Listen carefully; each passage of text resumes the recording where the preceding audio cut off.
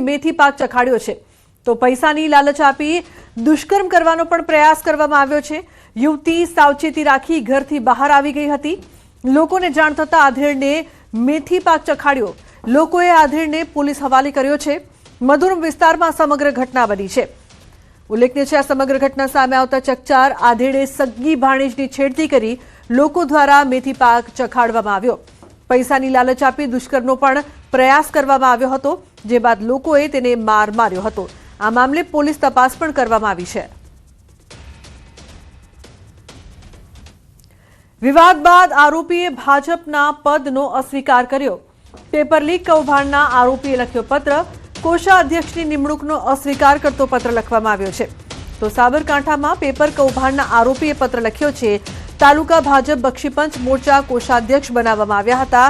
વિવાદ થતા ખુદ પોતે જ નિમણૂકનો અસ્વીકાર કર્યો છે। સાબરકાંઠામાં પેપર કૌભાંડના આરોપી હાર્દિક શર્માને તાલુકા ભાજપના બક્ષીપંચ મોરચાના કોષાધ્યક્ષ બનાવાયા હતા। જો કે વિવાદ થતા હવે નવો વળાંક આવ્યો છે। અગાઉ હાર્દિક શર્માની પેપર લીક કૌભાંડ સમયે ધરપકડ પણ થઈ હતી। જો કે હવે વિવાદ થતા ખુદ હાર્દિક શર્માએ પ્રમુખને પત્ર લખીને પદનો અસ્વીકાર કરવા જણાવ્યું છે। તેણે પત્રમાં અંગત કારણોસર કોષાધ્યક્ષની નિમણૂકનો અસ્વીકાર કર્યો છે તેવી માહિતી સામે આવી રહી છે। પહેલા નિમણૂક અને બાદમાં અસ્વીકાર વિવાદ બાદ આરોપીએ પદનો અસ્વીકાર કર્યો। ઈશાન જોડાય છે વધુ માહિતી આપવા માટે। ઈશાન, શું વધુ વિગત છે આ સમગ્ર મામલે? ચોક્કસ કે થોડા દિવસ અગાઉ અરવલ્લીમાં પણ પેપર લીકના આરોપીને યુવા મોરચાનો પ્રમુખ બનાવ્યો હતો। ત્યારબાદ તેને વિવાદ થતા તેને પણ હોદ્દા પરથી દૂર કરવામાં આવ્યો। ત્યારબાદ ફરીથી જે સાબરકાંઠા જિલ્લામાં પણ જે બક્ષીપંચ મોરચાનો કોષાધ્યક્ષ હાર્દિક શર્માને બનાવવામાં આવ્યો હતો, પરંતુ આજે સમગ્ર મામલે વિવાદ થતા જ તેનું રાજીનામું માગી લેવાનું જણાવવામાં આવ્યું। નોંધનીય છે કે જે જિલ્લા યુવા પ્રમુખ દ્વારા હાર્દિક શર્માને જાણ કરવામાં આવી હતી કે તમે જે હોદ્દા પરથી દૂર થઈ જાવ, પરંતુ તેમને જાતે જ પોતાની રીતે જે અંગત કારણોસર હું હોદ્દા પર રહેવા માંગતો નથી અને પદનો અસ્વીકાર કરું છું તે પ્રકારનો લેટર લખી જાણ કરી હતી। જી લુબના। જી બિલકુલ ઈશાન, આભાર સમગ્ર માહિતી બદલ। સમાચારમાં આગળ વાત કરીશું સ્વરાજનો સંગ્રામ।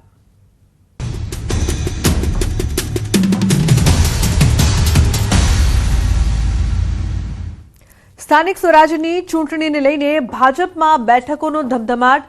આગામી 3 દિવસની અંદર ભાજપ 15 મનપાના ઉમેદવારો જાહેર કરી શકે છે। આજથી આગામી 3 દિવસ ભાજપ ચૂંટણી સમિતિની બેઠક મળશે। ઝોન દીઠ બેઠકો અને ઉમેદવારોનું લિસ્ટ તૈયાર થશે। સંકલન સમિતિની બેઠક બાદ 5, 6, 7 એપ્રિલે ચૂંટણી સમિતિની બેઠક મળશે। તો મુખ્યમંત્રી ભૂપેન્દ્ર પટેલ, પ્રદેશ અધ્યક્ષ જગદીશ વિશ્વકર્મા અને નાયબ મુખ્યમંત્રી હર્ષ સંઘવી હાજર રહેશે। પ્રદેશ ભાજપની ચૂંટણી સમિતિ ઉમેદવારો નક્કી કરશે। સ્થાનિક સ્વરાજની ચૂંટણીને લઈ ઉમેદવારોના નામની પસંદગી માટેની તૈયારીઓ શરૂ કરી દેવામાં આવી છે। તારીખ જાહેર થઈ ગઈ છે, ત્યારે હવે ઉમેદવારોનું નામની ફાઇનલ યાદી છે તે તૈયાર કરવા તરફ જઈ રહ્યા છે। ભારતીય જનતા પાર્ટી દ્વારા સેન્સ પ્રક્રિયા કરવામાં આવી હતી અને એ સેન્સ પ્રક્રિયામાં જે દાવેદારી નોંધાવવા માંગતા હોય તે લોકોએ દાવેદારી છે તે નોંધાવી દીધી છે। અલગ અલગ વોર્ડમાં 50થી લઈ 16 સુધીના ઉમેદવારોની લિસ્ટ છે તે તૈયાર થયું છે અને સંકલન સમિતિની જે બેઠક મળશે અને આ સંકલન સમિતિની બેઠકમાં જે ઉમેદવારોના નામનું લિસ્ટ છે તે તૈયાર થશે અને ત્યારબાદ ચૂંટણી સમિતિની બેઠક મળશે અને આ ચૂંટણી સમિતિની બેઠકમાં ફાઇનલ યાદી છે તે તૈયાર થશે અને ઉમેદવારોના નામ ઉપર મહોર લાગશે। કેમેરામેન શ્રેણિક મહેતા સાથે વિભુ પટેલ, ન્યૂઝ 18 ગુજરાતી, ગાંધીનગર। સ્થાનિક સ્વરાજની ચૂંટણીને લઈને કોંગ્રેસે તૈયારીઓ તેજ કરી છે। અમદાવાદમાં કોંગ્રેસની મહત્વની બેઠક આજે કોંગ્રેસ પોતાના ઉમેદવારોની પ્રથમ યાદી જાહેર કરી શકે છે। વોર્ડ સમિતિઓ પાસેથી આવેલા નામો પર કોંગ્રેસ આખરી મોહર મારશે। પ્રદેશ પ્રમુખ સહિત અગ્રણીઓ હાજરી આપશે। ઉમેદવારી સહિતના મુદ્દાઓ પર ચર્ચા પણ થશે।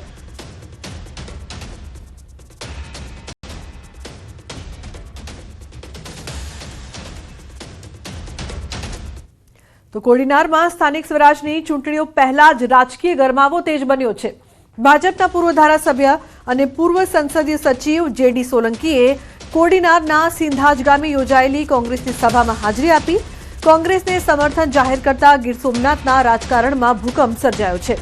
તેમની સાથે પૂર્વ બક્ષીપંચ મોરચાના ઉપાધ્યક્ષ ભીખા ગોહિલ, પૂર્વ કિસાન મોરચાના ઉપાધ્યક્ષ મનોહરસિંહ મોરી અને કોડીનાર કારોબારી ચેરમેન સહિતના નેતાઓએ પણ કોંગ્રેસને સમર્થન આપ્યું છે. ભાજપના આ નેતાના પક્ષપલટાથી આગામી સ્થાનિક સ્વરાજની ચૂંટણીઓ તેમજ 2027ની વિધાનસભા ચૂંટણીમાં નવા રાજકીય સમીકરણો રચાય અને ભાજપને મોટું નુકસાન વેઠવું પડે તેવી શક્યતાઓ દેખાઈ રહી છે. તો ભીખા ગોહિલ, મનોહરસિંહ મોરી સહિતનાનું સમર્થન, ભાજપને મોટો ઝટકો. દિનેશ જોડાયા છે વધુ માહિતી આપવા માટે. દિનેશ, શું વધુ વિગત છે સમગ્ર મામલે? હા જી બિલકુલ લુગના, ખાસ કરીને સ્થાનિક સ્વરાજ્યની ચૂંટણીનો હવે ધીરે ધીરે માહોલ જામ્યો છે. ગીર સોમનાથ જિલ્લાની અંદર તમામ પક્ષો છે પોતાની તૈયારીઓ કરી રહ્યા છે અને તેવામાં જ ગીર સોમનાથ જિલ્લાના એટલે કે કોડીનારના પૂર્વ ધારાસભ્ય અને પૂર્વ સંસદીય સચિવ કે જેઓ છેલ્લા 22-25 વર્ષથી ભાજપ સાથે જોડાયેલા હતા અને તેઓએ આજે મોડી રાત્રે જે કોડીનાર તાલુકાના સિંધાજ ગામે કોંગ્રેસની એક બેઠક યોજાઈ હતી અને આ બેઠકની અંદર તેઓ પોતાની સમગ્ર ટીમ સાથે કોંગ્રેસને સમર્થન આપ્યું છે. એટલે એક પ્રકારે કહી શકાય કે સ્થાનિક સ્વરાજ્યની ચૂંટણી તો નજીકમાં છે, પરંતુ જ્યારે 2027ની વિધાનસભાની ચૂંટણી આવશે ત્યારે પણ ક્યાંક ને ક્યાંક ભાજપને છે તે મોટી નુકસાની જાય તેવી શક્યતાઓ છવાઈ રહી છે. જી બિલકુલ દિનેશ, આભાર સમગ્ર માહિતી બદલ. તો બીજી તરફ વલસાડ જિલ્લામાં સ્થાનિક સ્વરાજની ચૂંટણીઓ પૂર્વે ઉમરગામ તાલુકાની દહેરી તાલુકા પંચાયત બેઠક પર મતદાર યાદીમાં મોટો છબરડો સામે આવ્યો છે. આ બેઠકના અંદાજે 1400 જેટલા મતદારોના નામ ગાયબ થઈને બાજુની દહાડ બેઠકની યાદીમાં નોંધાઈ જતા સ્થાનિક રાજકારણમાં ખળભળાટ મચી ગયો છે. એસઆઈઆરની કામગીરી અને ચોકસાઈના દાવાઓ વચ્ચે થયેલી આ ગંભીર બેદરકારીને કારણે ચૂંટણીના પરિણામો પર વ્યાપક અસર પડવાની ભીતિ સેવાઈ રહી છે. એ વિસ્તારના નામો મતદારની લિસ્ટમાંથી સીધા દેહરી ગામમાંથી છોડીને દહાડ ગામમાં ચાલી ગયા, બાજુના ગામમાં ચાલી ગયા. અમારા 1400 જેટલા મતદારો છે એ બધા વંચિત રહી જશે. આવું નહીં થઈ પાછું લિસ્ટ એ નહીં કરે, લેવામાં નહીં આવશે તો અમે બધા 1400 મતદારો મતથી વંચિત થઈ જશું. અમને આ દહાડ ગામ બહુ લાંબુ પડે છે અને આ તો પહેલા અમારે સ્થાનિક અહીંયાની બાજુની જ અમારી સ્કૂલ છે એમાં જ આપતા હતા, જેથી અમને 100 મીટર જ જવું પડતું. હવે અમને 5 કિલોમીટર દૂર જવું પડશે મત આપવા માટે. હવે પછી જાણવામાં આવ્યું છે કે અહીંથી લગભગ 5 થી 6 કિલોમીટર દૂર દાડ જે ગામ છે તો ત્યાં બગડિયા એરિયા, ભીંડિયા, ભંડારવાડ, પતરાગઢ અને રામવાડી આ વિસ્તારના જેટલા લગભગ 1400 થી 1500 જે મતદારો છે એમને ત્યાં શિફ્ટ કરવામાં આવેલા છે એવી જાણ મળી છે. અને એ લગભગ આમથી 5 થી 6 કિલોમીટર દૂર પડે છે, જેથી અહીંથી એટલા દૂર મતદાન કરવા માટે અમને જવું પડશે. એટલે અમારી માંગણી એ છે કે જે વર્ષોથી ચાલતું આવેલું છે કે જે ગામમાં અમે રહીએ છીએ અને જે સ્કૂલના અંદર અમે મતદાન કરીએ છીએ તો જૈસે થે રહેવા જોઈએ. તો આ મામલે દહેરી ગ્રામ પંચાયતના ઉપસરપંચ સહિતના અગ્રણીઓએ મામલતદારને લેખિત રજૂઆત કરી તાત્કાલિક સુધારો કરવાની માંગ કરી છે.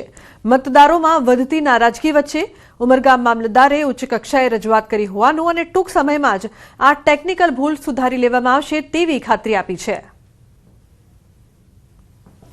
મતદારો જે વર્ષોથી દેહરી ગામના છે, આ બધા મતદારો દહાડ તાલુકા પંચાયત, 3 દહાડ તાલુકા પંચાયતની બેઠકમાં આ બધા નામો જતા રહ્યા છે.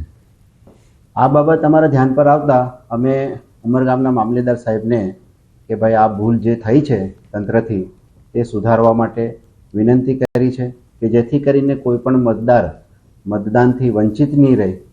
તો તાત્કાલિક આ મતદાર યાદીમાં સુધારો કરવા માટે અમે અમારી રજૂઆત કરી છે.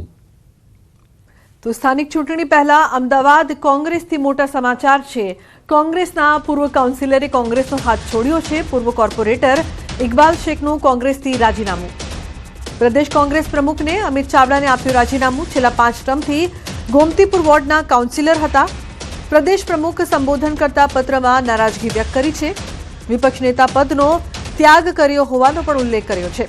માનસિક રીતે હેરાન પરેશાન કરવામાં આવી રહ્યો છે. ઇકબાલ શેખે રાજીનામા બાદ હવે ઓવેસી સાથે મુલાકાત કરી છે. ઇકબાલ શેખ AIMIMથી લડી શકે છે ચૂંટણી.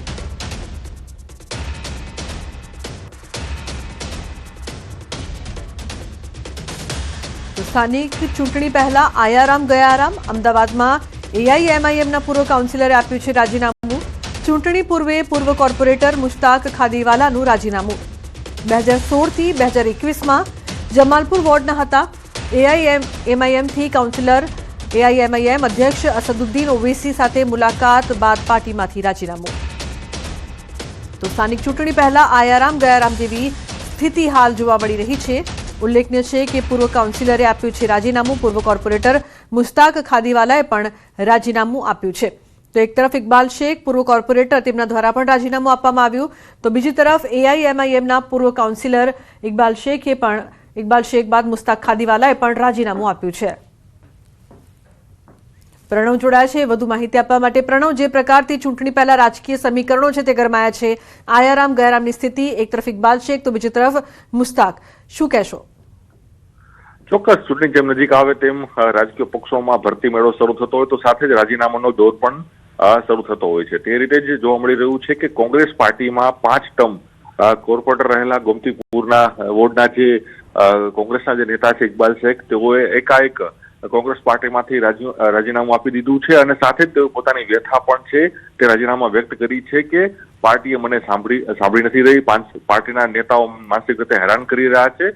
તો સાથે જ તેઓએ જે ઓવેસીની પાર્ટી છે મીમ, તે પાર્ટીમાં સત્તાવાર રીતે ગઈકાલે ઓવેસીની હાજરીમાં તેઓ જોડાય છે. એટલે એ તર્ક થઈ રહ્યો છે કે તે ગોમતીપુર બેઠક ઉપર જે છેલ્લા 5 ટર્મથી તેઓ કોંગ્રેસના મેન્ડેટ ઉપર ચૂંટણી લડતા હતા, પરંતુ હવે તેઓ મીમ પરથી ચૂંટણી લડશે. તો બીજી તરફ મીમ પાર્ટીના જમાલપુરના જે વર્તમાન કોર્પોરેટર છે મુશ્તાક ખાદીવાલા, તેઓએ પણ ઓવેસીની હાજરીના સમયે જ તેઓ પોતાનું રાજીનામું ધરી દીધું છે અને તેઓ માનવામાં આવ્યું છે કે કોંગ્રેસ પાર્ટીમાં ગમે તે સમયે જોડાઈ શકે છે, એટલે કોંગ્રેસ પાર્ટી તેઓને ટિકિટ આપી શકે છે.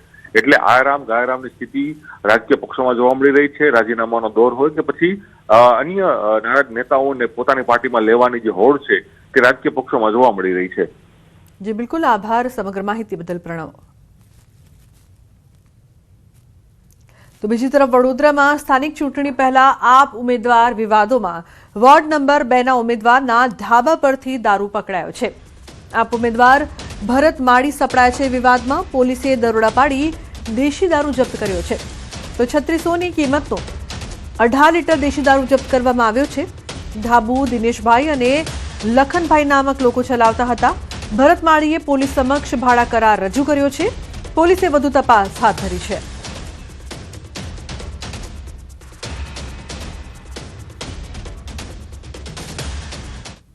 તો સુરતમાં મનપાની ચૂંટણી પહેલા આમ આદમી પાર્ટી માટે સંકટના વાદળો ઘેરાયા છે. વોર્ડ નંબર 26ના દાવેદાર શ્રવણકુમાર જોશી સામે ગંભીર ફરિયાદ નોંધાઈ છે. ભાજપના પૂર્વ કોર્પોરેટર અમિતસિંહ રાજપૂતે એઆઈ વિડીયો મામલે ફરિયાદ નોંધાવી છે. એઆઈ ટેકનોલોજીથી ચહેરો મોર્ફ કરીને બદનક્ષી કરવાનો આક્ષેપ 1 મિનિટ 58 સેકન્ડનો વિડીયો સોશિયલ મીડિયામાં વાયરલ થયો છે. વિડીયોમાં અપહરણ, કાળા બજાર અને ગુનાહિત દ્રશ્યો દર્શાવાયા છે. મર્ડર કેસ અને મહિલા ઉત્પીડન જેવા ગંભીર આક્ષેપો પણ ઉમેરાયા છે. જૂની ફરિયાદોને એડિટ કરીને ખોટી રીતે રજૂ કરવાનો પણ આરોપ છે. પોલીસે પેન ડ્રાઈવ અને સ્ક્રીનશોટ કબજે કરીને તપાસ શરૂ કરી છે. તો શ્રવણ જોશી સામે અગાઉ પણ ખંડણીના કેસ નોંધાયેલા છે. સ્થાનિક સ્વરાજની ચૂંટણીને લઈને ભાજપ દ્વારા સેન્સ પ્રક્રિયા. મોરબી જિલ્લામાં ભાજપની સેન્સ પ્રક્રિયામાં મોટો ઉલટફેર થયો છે. કોંગ્રેસ શાસિત માળિયા નગરપાલિકા માટે ભાજપને એક પણ ઉમેદવાર ન મળ્યા. માળિયા નગરપાલિકાના 6 વોર્ડની 24 બેઠકો માટે ભાજપ તરફથી એક વ્યક્તિએ ન નોંધાવી દાવેદારી. મોરબી જિલ્લા ભાજપ કાર્યાલય પર માળિયા નગરપાલિકા માટે એક પણ વ્યક્તિએ સેન્સ પ્રક્રિયામાં ભાગ જ નથી લીધો. ભાજપ માળિયા નગરપાલિકામાં પોતાના ઉમેદવારો ઉતારી શકે છે. માળિયા નગરપાલિકામાં વર્ષોથી કોંગ્રેસની સત્તા રહેલી છે.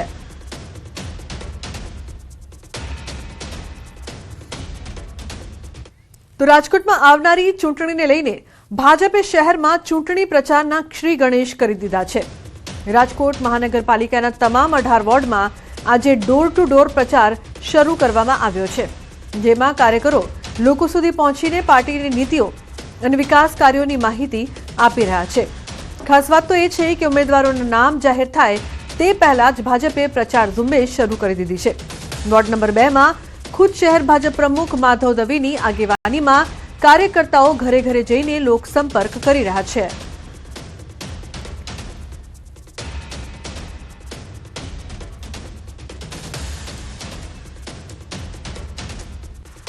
તો ભાજપે પ્રચારના શ્રી ગણેશ કર્યા.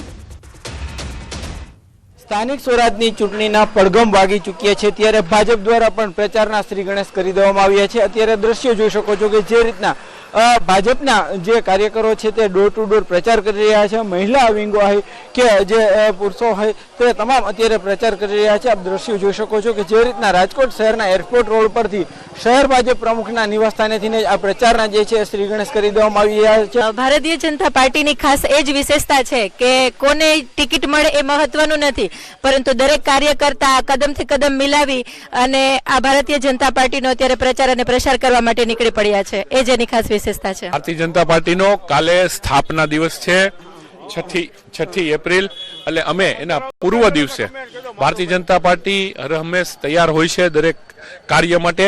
એના ભાગરૂપે જ્યારે આપણે ચૂંટણી મોડમાં પ્રવેશી ચૂક્યા છીએ ત્યારે ભારતીય જનતા પાર્ટી માટે કમળનું નિશાન મહત્વનું છે. દરેક બૂથમાં અમે દરેક લોકોને અમે મળીશું રૂબરૂ અને એમની સાથે વાત કરીશું અને ભારતીય જનતા પાર્ટીના વિચાર યાત્રાની વાત કરીશું. અમારી માટે ઉમેદવાર અગત્યનો નથી, અમારી માટે કમળનું નિશાન અગત્યનું છે.